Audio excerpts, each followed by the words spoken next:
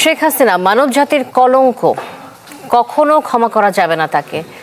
রাজধানীর চন্দ্রিমা উদ্যানে বৃক্ষরোপণ কর্মসূচিতে এসব বলেন বিএনপি মহাসচিব মির্জা ফখরুল ইসলাম আলমগীর।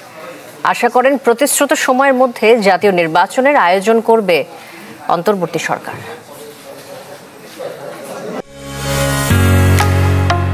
ঢালাইয়ের সেরা প্রিমিয়ার সিমেন্ট।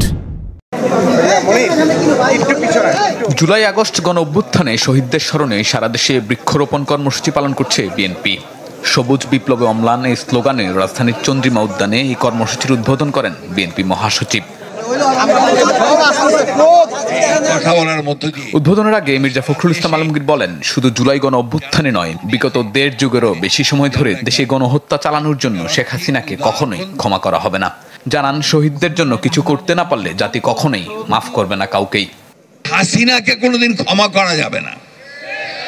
হাসিনা হচ্ছে মানব জাতির একটা কলঙ্ক। হাসিনা হচ্ছে মায়েদের একটা কলঙ্ক।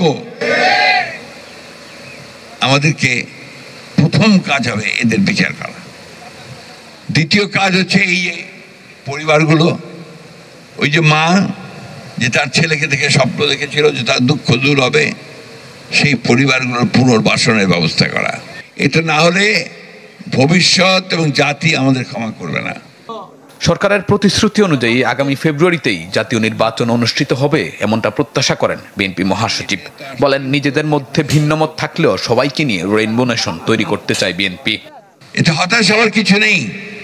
আমরা বিশ্বাস করি আপনার ভিন্ন মত থাকবে, বহুমাত্রিক মত থাকবে।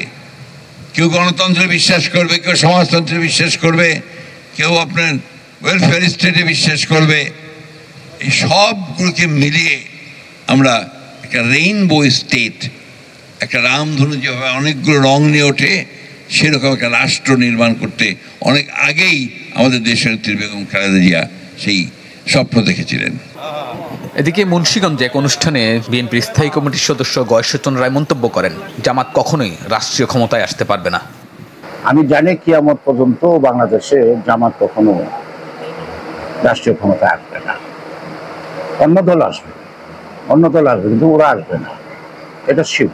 আওয়ামী লীগ নাই, এখন বিএনপি থাকবো না, ৭১-এর রাজাকাটার দেশ চালাইবো, আর এটা আমরা মানবো, এ বেঁচে থাকতে হবে নাকি? অসম্ভব।